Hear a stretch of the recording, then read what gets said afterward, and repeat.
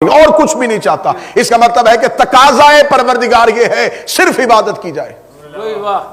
یہ آیت آج بھی سوالیہ نشان بن کے امت کے سامنے کھڑی ہے کہ اگر خدا کا تقاضا صرف اور صرف انسان سے عبادت ہی تھا اور اللہ کی مشیت یہ تھی, تقاضا پروردگار یہ تھا کہ انسان صرف عبادت کرے, تو جب اس نے ہمیں خلق صرف عبادت کے لیے کیا ہے تو پھر اس نے فجر اور ظہرین کے درمیان وقفہ کیوں رکھا ہے؟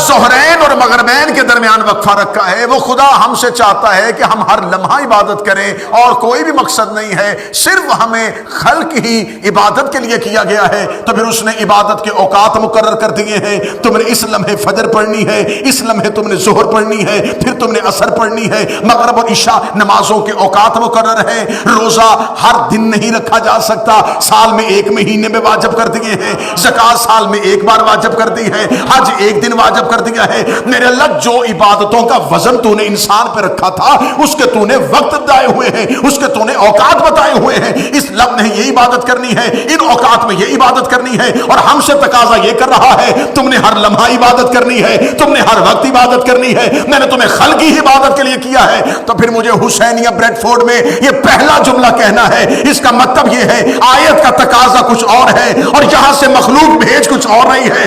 اس کا مطلب اللہ چاہتا کچھ اور ہے, بندے بھیج کچھ اور رہے ہیں. جسے اللہ عبادت کہہ رہا ہے بندے اس عبادت کے مفہوم کو نہیں سمجھے.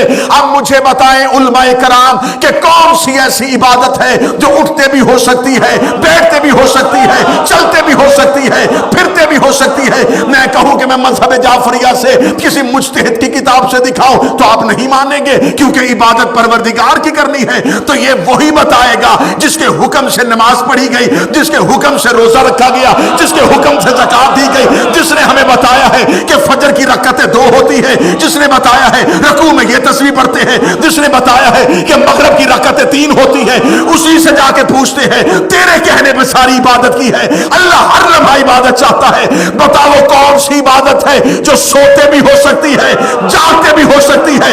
رسول اللہ اٹھو میرے صحابہ میں بتاؤ حب علی و عبادت.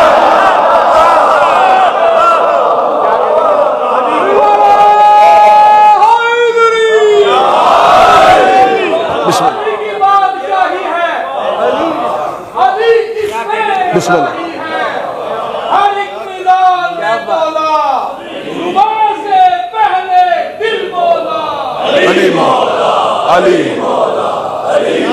حب علی وہ عبادت ہے. حب علی وہ عبادت ہے جس کی وجہ سے ہر عبادت عبادت ہے.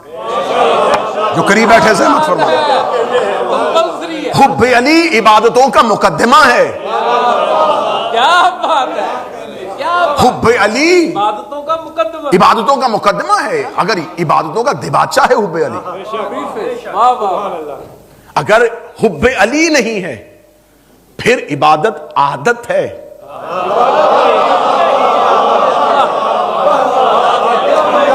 اور عادتیں ساری اچھی نہیں ہوتی.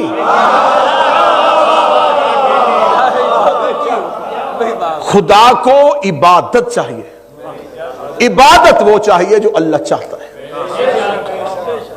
اب اس کا مطلب ہے کہ اگر کوئی عبادت کرنا چاہتا ہے تو اس کو عبادت کے مفہوم کو سمجھنا ہوگا کہ عبادت پروردگار ہے کیا. آخر اللہ انسان کو عبادت کروا کے چاہتا, اسے ہماری عبادتوں کی ضرورت نہیں ہے.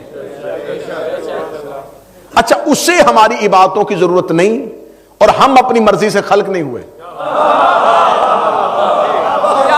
ہماری خلقت میں ہماری مرضی نہیں ہے اور اس کو عبادتوں کی ضرورت نہیں ہے. جب ہم نے اسے کہا نہیں تھا کہ ہمیں خلق کر اور اس کو عبادت کی ضرورت ہی نہیں تھی, وہ عبادت چاہتا ہی نہیں ہے, اس کو ضرورت ہی نہیں ہے. اس کے پاس عبادت گزار بہت تھے. ہمیں اس نے عبادتیں دی ہیں تو ہم نے ہدف بھی رکھا ہے, عبادت کریں گے تاکہ یہ ہدف ملے. ہماری عبادتوں کا ہدف ہے جنت. اب میں اس پڑھے لکھے مجمع سے یہ سوال کرتا ہوں کہ کیا ملائکہ عبادت نہیں کرتے؟ وہ تو کرتے ہی صرف عبادت ہے. وہ کس لیے عبادت کرتے؟ ان کا ہدف کیا ہے؟ وہ تو رہتے ہی جنت میں ہے.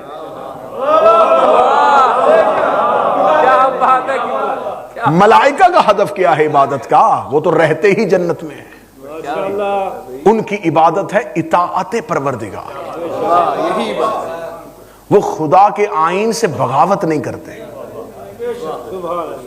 اچھا، جب وہ اتنے عبادت گزار تھے کہ وہ ان کی جبلت میں، ان کی فطرت میں ہر لمحہ عبادت ہے، پھر ان عبادت گزاروں کو ایک انسان کے سامنے سجدہ کیوں کروایا؟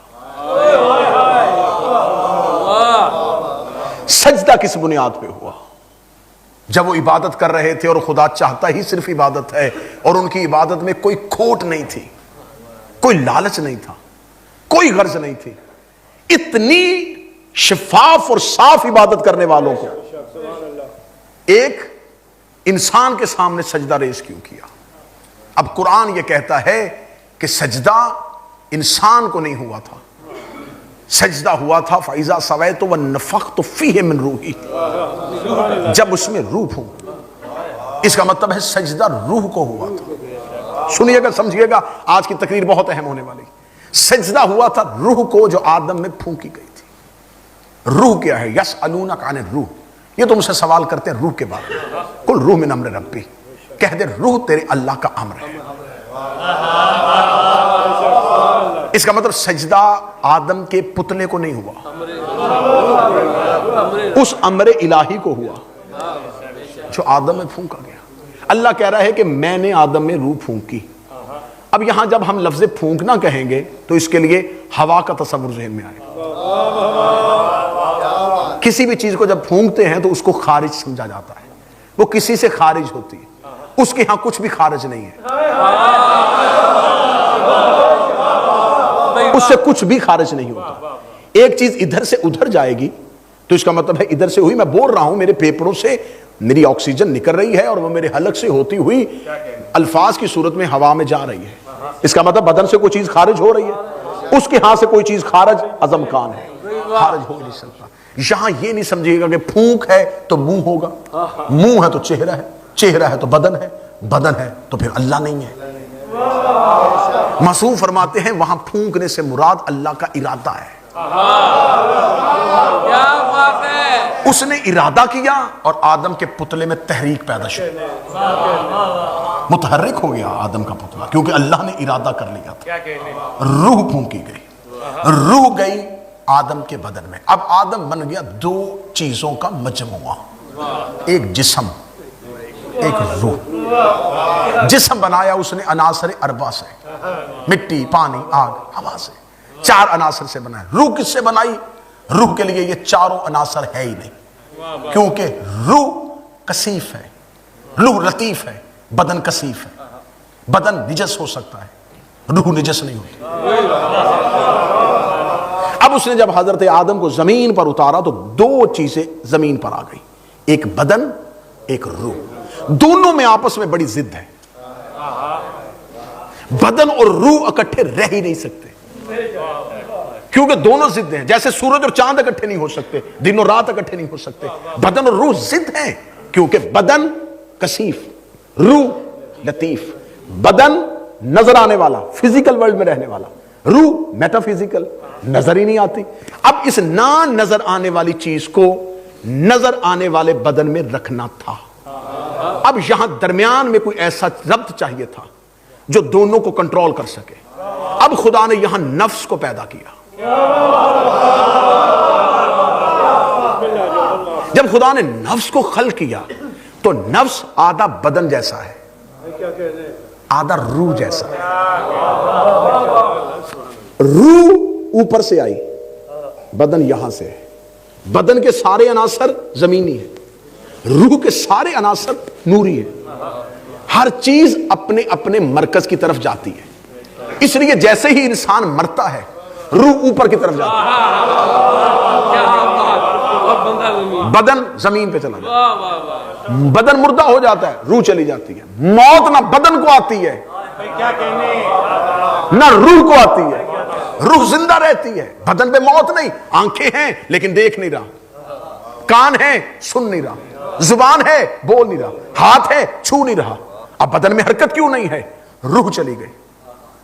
روح کیسے چلی گئی؟ نفس کو موت آ گئی۔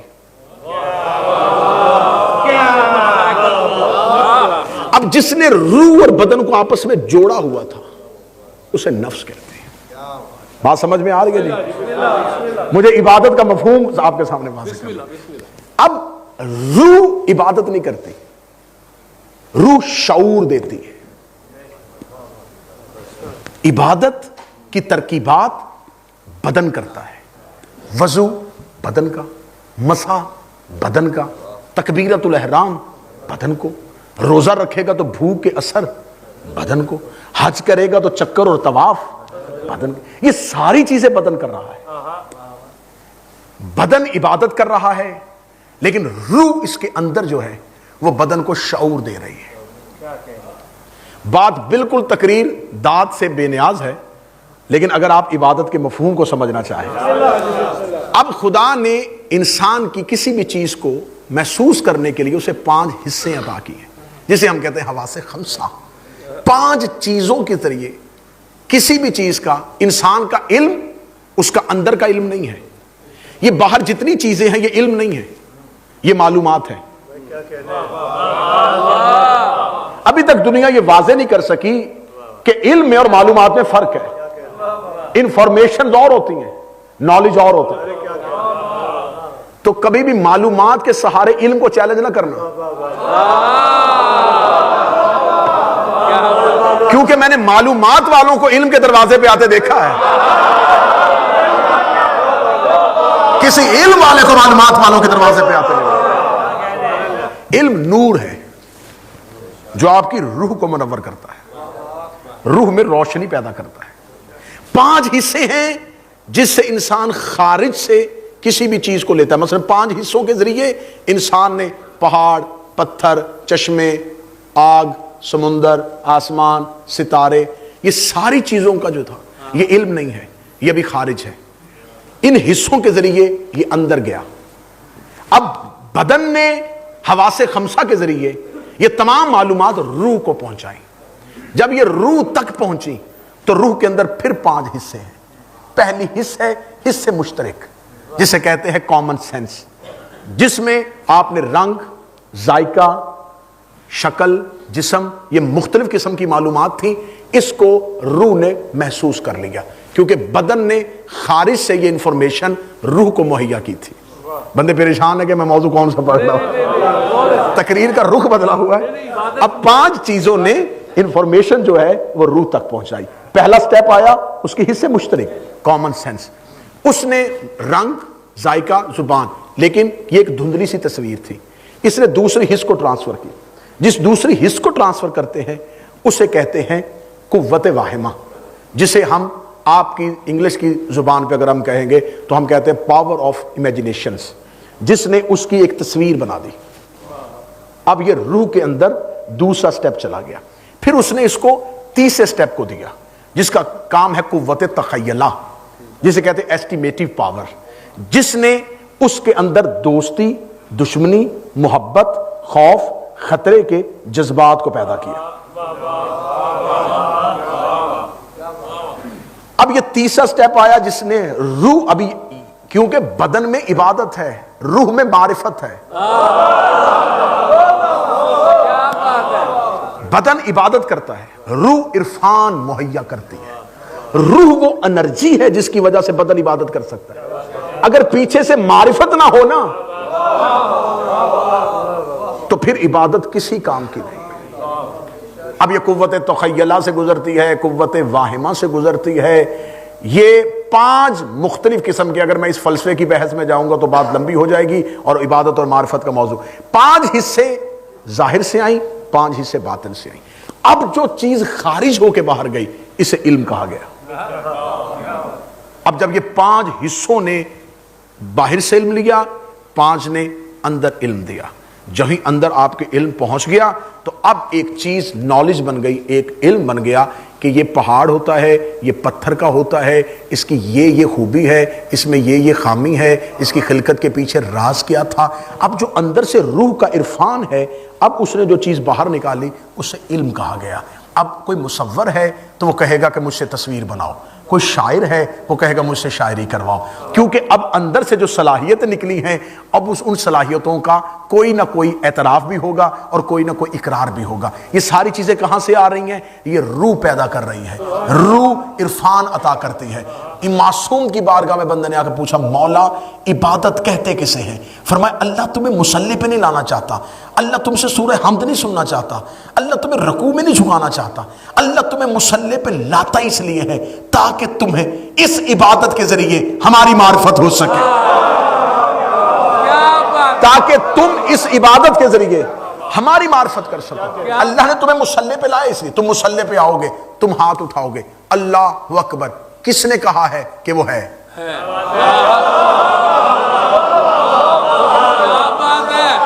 بسم اللہ الرحمن الرحیم, تیرے نام سے جو اللہ ہے. کس نے بتایا ہے کہ وہ اللہ ہے؟ الرحمن الرحیم. ایک ایک صفت اللہ کی پڑھتے جاؤ گے معرفت ان کی ہوتی جائے گی, کیونکہ انہوں نے بتا اہدنا الصراط المستقیم, ہمیں ہدایت پہ صراط مستقیم کی. اس کا مطلب ہے عبادت اللہ کی تھی اور اب عبادت ہی میں غیر اللہ آ گیا, کیونکہ اہدنا الصراط اللہ نہیں, صراط مستقیم صراط الذین جمع کا صیغہ, وہ واحد ہے, ان کا رستہ دکھا. عبادت تیری ہے, رستہ تیرا نہیں, رستہ ان کا دکھا جن پر تیری نعمتیں نازل ہو. غیر المغضوب, ان کی طرف نہیں جانا جن پر غضب نازل ہو. معرفت کہے گی کون تھے وہ؟ اب یہ عبادت نہیں ہو رہی, یہ معرفت ہو رہی ہے, یہ پہچان ہو رہی ہے. اب یہاں پر آ کے الحمد پڑھنے کے بعد اب یہاں پر چلے میں یہاں پر ایک جملہ خطیبانہ کہہ دیتا ہوں کہ میں کسی جگہ پہ مجلس پہ جاؤں اور کوئی مجھے کہے کہ ایک مومن ہے اس کے لیے دعا کروائیں, اللہ نے اس کے اولاد نہیں دی, میں دعا کرواؤں, اچھا اللہ آپ کو بیٹا عطا فرمائے, تو وہ کہے گا آمین, اور اگلے سال میں آؤں تو اللہ نے اسے بیٹا دے دیا ہو, تو اب میں جب کہوں گا کہ اللہ نے آپ کو صاحب اولاد کر دیا, اللہ نے آپ کو صاحب اولاد کیا, وہ کہے گا الحمدللہ. جب مصلی پہ نمازی کہتا ہے نا کہ اہدنا الصراط المستقیم, مجھے سیدھا رستہ دکھا, اب جس نے نہیں دیکھا وہ کہتا ہے آمین, جو اللہ جانے کہاں بیٹھے ہو, اور جن کو مل چکا ہوتا ہے وہ مطمئن ہو گئے الحمدللہ.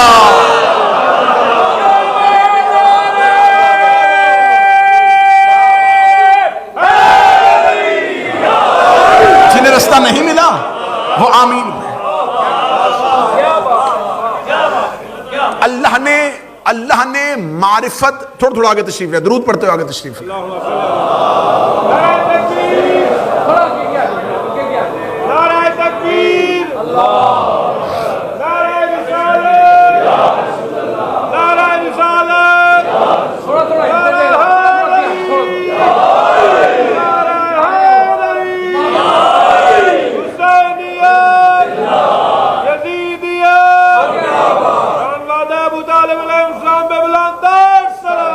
اللہم صلی علی محمد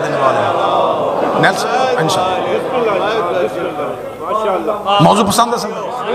عبادت کا تعلق بدن سے, معرفت کا تعلق آپ کی روح سے. عرفان روح دیتی ہے, عبادت جسم کرتا ہے. درمیان میں نفس کیا کرتا ہے؟ نفس ارادہ پیدا کرتا ہے. نفس آدھا بدن سے ہے آدھا روح سے ہے. اللہ نے نفس پہ پورا اختیار اپنا ہی رکھا, نفس پہ شیطان بھی شریک ہے. شیطان روح تک نہیں پہنچتا,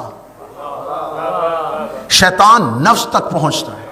یہ کرتا کیا ہے؟ یہ مصلی نہیں اٹھاتا, یہ وضو کا پانی نہیں گراتا, یہ تسبیحہ نہیں چوری کرتا, یہ ارادے تبدیل کرتا ہے,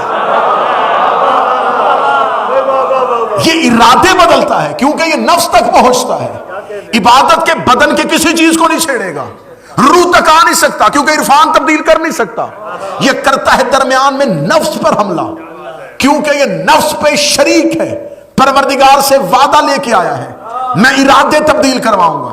یہ ارادے بدلتا ہے. نفس روح اور بدن کے درمیان ہے. روح اوپر سے آئی ہے, بدن نیچے سے آیا ہے. بدن کو ہدایت کی ضرورت تھی، اللہ نے اوپر سے ایک نور ہدایت کے لیے بھیجا. کیا بات ہے. بدن کو ہدایت کی ضرورت تھی. بدن زمین سے ہدایت لے نہیں سکتا تھا. روح زمین سے نہیں نکلی، روح آسمان سے آئی. اس نے آسمان سے آگے بدن کو ہدایت دی، نفس نے دونوں کو جوڑ دیا. اب جب انسان پہ نیند طاری ہوتی ہے، خدا سورہ زمر میں کہتا ہے جب تم سوتے ہو تو یہ تمہارے اوپر موت کی کیفیت ہے. موت صغرا کا نام ہے نیند. جب تم سوتے ہو تو تم موت کے مراحل سے گزرتے. کیوں؟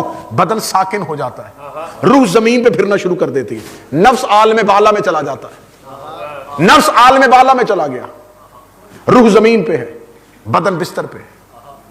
تینوں ٹوٹ گئے ایک ہلکی سی نیند کے ساتھ.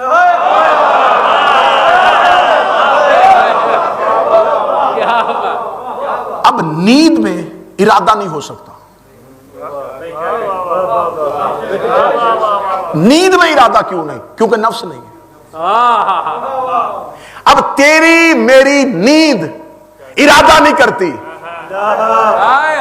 میں بہت بڑا نتیجہ یہاں پہ پہلا دیا. تیری میری نیند ارادہ نہیں کر سکتی کیونکہ ارادہ نفس سے پیدا ہو رہا تھا. نفس آنے والوں میں چلا گیا. ایک ایسا بستر میں سویا ہے جسے خدا کا تو نفس اللہ ہے.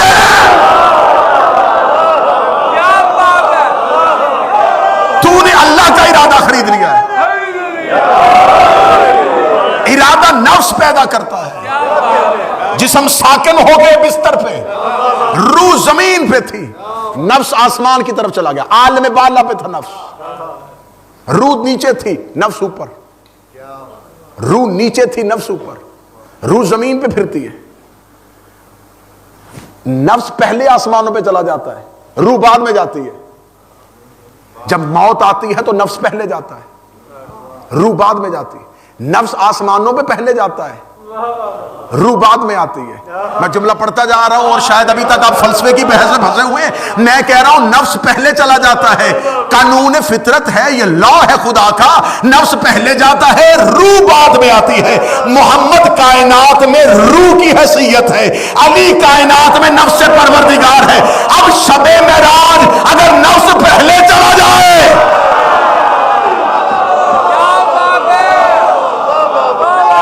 نفس پہلے چلا گیا. اب جسم بستر پہ لیٹا ہوا ساکن، ایک مچھر آیا اس نے کان پہ کاٹا، بدن کچھ بھی نہیں کر رہا. بدن نے روح کو بلایا، روح فوراً بدن میں آئی. اب روح طاقتور ہے لیکن روح نے نفس کو مدد کے لیے بلایا کیونکہ روح اور بدن کے درمیان ڈائریکٹ تعلق ہے ہی نہیں. روح اور بدن کے درمیان ڈائریکٹ کوئی میسج کنوے کرنے کا کوئی سورس نہیں ہے جب تک درمیان میں نفس نہ ہو. روح نے نفس کو بلایا، تکلیف بدن کو تھی، روح نے نفس کو بلایا. روح طاقتور ہے، روح نہ نظر آنے والی ہے لیکن روح اتنی طاقتور ہونے کے باوجود بھی مدد کے لیے نفس کو بلاتی ہے. روح طاقتور ہے، یہ نہیں کہ روح میں طاقت نہیں، روح میں طاقت ہے لیکن مدد نفس ہمیشہ آ کے کرتا ہے. روح خیبر میں تھی، نفس مدینے میں تھا.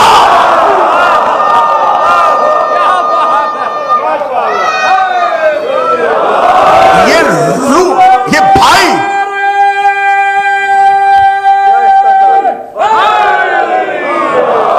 یہ بھائی بھائی کو نہیں بلا رہا. یہ بھائی بھائی کو نہیں بلا رہا، روح نفس کو بلا رہا. بدن بستر پہ تھا، جو ہی نفس آیا، نفس نے آتے ہی بدن کو حکم دیا، ہاتھ نے حرکت کی، اس نے مچھر کو ہٹایا. تب تک نہیں عمل ہوا جب تک نفس نہیں آیا. حکم ہمیشہ نفس کا چلتا ہے. نفس ارادے پیدا کرتا ہے، نفس کے ہاں ارادہ ہوتا ہے. نفس جب تک کوئی چیز، مثلا آپ ابھی یہاں بیٹھے ہیں تو آپ کے ارادے میں ہے کہ مجلس کے بعد کیا کرنا ہے، لیکن ارادہ نظر نہیں آتا جب تک ارادے کو وجود نہ ملے. ابھی آپ سوچ رہے ہوں گے میرا ارادہ ہے مجلس ختم ہوگی اس کے بعد میں گاڑی نکال لوں گا، میں فلاں فلاں کام کرتا ہوا گھر جاؤں گا. ابھی وہ کام کچھ بھی نہیں ہوا لیکن ارادے میں ہے. جو چیز ارادے میں ہے وہ نظر نہیں آ رہی. جو ہی وجود پائے گی نظر آنی شروع ہو جائے گی، لیکن ارادے میں موجود ہے کہ آپ نے یہ کرنا ہے۔ اختیار کب ہوگا؟ جب اس چیز کا وجود آ جائے گا، جب وہ کام ہو جائے گا تو اس کا مطلب اب آپ نے اپنے اختیار کا اظہار کر دیا۔ بچہ بچپن میں ہوتا ہے تو باپ حکم دیتا ہے، بیٹا پلیٹ میں کھانا نہیں چھوڑنا، بیٹا پانی کا گلاس پورا پینا ہے، بیٹا اس چیز کو ہاتھ نہیں لگانا، حکم دیتا رہتا ہے، دیتا رہتا ہے، دیتا رہتا ہے۔ بچہ ترقی کرتا کرتا کرتا ایک ایسی منزل پہ پہنچ جاتا ہے کہ اب وہی باپ جو حکم دیتا ہے وہ بیٹے کے پاس آ کے کہتا ہے اب تمہاری ایجوکیشن مکمل ہو گئی، آگے کیا ارادہ ہے؟ اب تمہارا آگے کیا ارادہ ہے؟ ارادہ تب دیا جاتا ہے جب اختیار منتقل کرنا ہو۔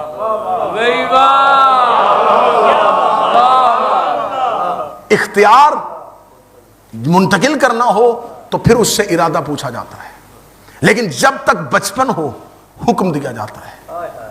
میں فلسفے کی بحث سے عبادت ثابت کرنے لگا ہوں۔ ابراہیم کے دور میں ابدیت کا بچپن تھا، خدا نے حکم دے کے اسماعیل بلایا، خدا نے حکم دے کے گردن پہ چھری رکھوائی۔ کربلا میں ابدیت کا بچپن نہیں تھا، کربلا میں خدا نے حسین اب کیا ارادہ ہے؟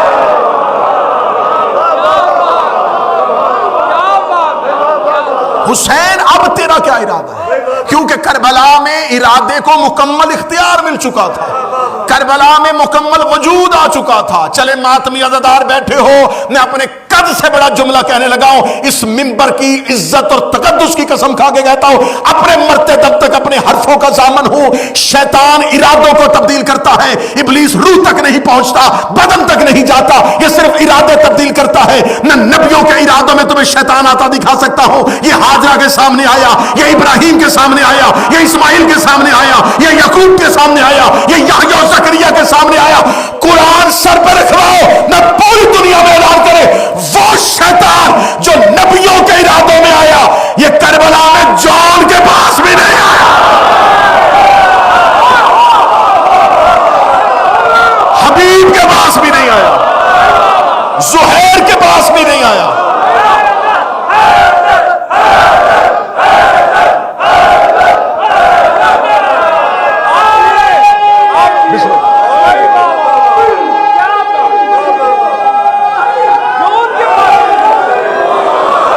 یہ ابراہیم کے سامنے گیا، یہ اسماعیل کے سامنے گیا، یہ حاجرہ کے سامنے گیا، یہ کربلا میں جون تک نہیں آیا، حبیب تک نہیں آیا، زہیر تک نہیں آیا۔ کیوں؟ اب نفس ہے ہی نہیں، ارادے کو اختیار مل گیا ہے، ابدیت میں راج پہ چلی گئی ہے۔ حملہ ہونا تھا نفس پہ، یہ چلے گئے حسین کے خیمے میں۔ چلے آپ نے یہ جملہ اتنا اچھا استقبال کیا ہے تو اگلا آپ ہی کا حق بنتا ہے کہ اسی مجمع میں اگلا جملہ پڑھا جائے۔ اگر حسین صرف اپنے 72 کو بچا دیتا تو آج مولوی لکھ دیتا اختیار تھا نا حسین کے پاس، طاقت تھی نا امامت کی، اپنے اختیار امامت دکھا دیا۔ حسین نے کہا چلو یہ بھی اختیار دکھا لیتے ہیں، یہاں تک تو شیطان نہیں پہنچتا، وہ جو سامنے لاکھوں کھڑے ہیں وہاں تک تو شیطان ہے۔ خدا نے وہاں سے حر کو بلایا،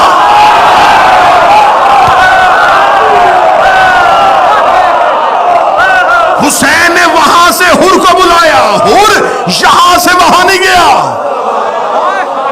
حر وہاں سے یہاں آیا، وہاں شیطان کے حصار میں تھا، وہاں شیطان کی دسترس میں تھا۔ حسینیہ والوں پھر مجھے جملہ کہنے دینا، حسین نے شیطان کے پنجے سے حر کو نکالا۔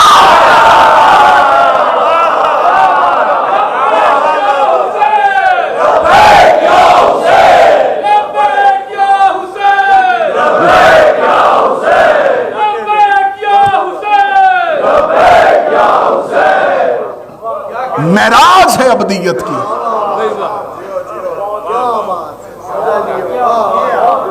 یہی وجہ ہے یہاں نفس حسین خرید لیتا ہے۔ اللہ نے 10 محرم عصر حشور حسین کو نفس سے مطمئنہ کہہ کے بلایا، اے نفس مطمئنہ، تو اتنا مطمئن نفس ہے، تیرے ارادے میں اتنا اطمینان ہے، اب پلٹا اپنے رب کی جانب۔ یہاں نفس کو پروردگار بلا رہا ہے، حسین نفسوں پہ اختیار کر لیتا ہے۔ ہر بادشاہ کا اختیار بدن پہ ہوتا ہے۔ آج کہتے ہیں کہ جی کس دور میں کس امام کی خلافت کسی تھی، بدنوں پہ حکمرانی کرنے تو امام آئے ہی نہیں۔ کیا بات ہے، امام کی حکمرانی ہوتی ہے نفوس پہ، نفس پہ۔ عبادت بدن نے کرنی ہے، روح نے معرفت دینی ہے، اور نفس نے ارادہ دینا ہے۔ روح عرفان پیدا کرتی ہے، روح روشنی دیتی ہے، روح طاقت دیتی ہے، اس طاقت کو ایک ارادے میں نفس دیتا ہے، نفس بدن کو حکم دیتا ہے۔ اب عبادت بدن سے روح تک نہیں جائے گی، روح سے بدن تک جائے گی۔ یہ جملہ میں آخری کہہ رہا ہوں، عبادت لوگ چاہتے ہیں کہ آج ساری دنیا نمازی ہو جائے، کیوں نہیں ہو رہی؟ طریقہ غلط ہے، یہ بدن گھسیٹ کے مسجد میں لا رہے ہیں۔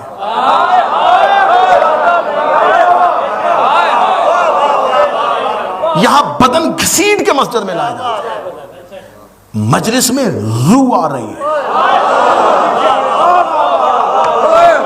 یہ گھسیٹے ہوئے لوگ نہیں، یہ سواریاں بھیج کے بلائے ہوئے لوگ نہیں ہیں۔ کیوں؟ عرفان لے کے آیا، معرفت روح کی تھی، روح نے گھر بیٹھے کہا حسین کی مجلس، نفس نے ارادہ کیا، بدن نے امام بارگاہ کی طرف چلنا شروع کر دیا۔ بدن نہیں چل کے آئے، روح کے اندر حسین کی معرفت تھی، ورنہ یہ بھرا ہوا شہر ہے، ہر کوئی کیوں نہیں آ گیا؟ جس کے روح میں معرفت تھی اس کے نفس نے ارادہ کیا تو بدن مجلس شبیر میں آ گئے۔ یہی وجہ ہے مسجد میں بدن جا رہے ہوتے ہیں، مجلسوں میں روحیں آ رہی ہوتی ہیں۔ اس لیے میں نے شیطان مسجد کی صفوں میں دیکھا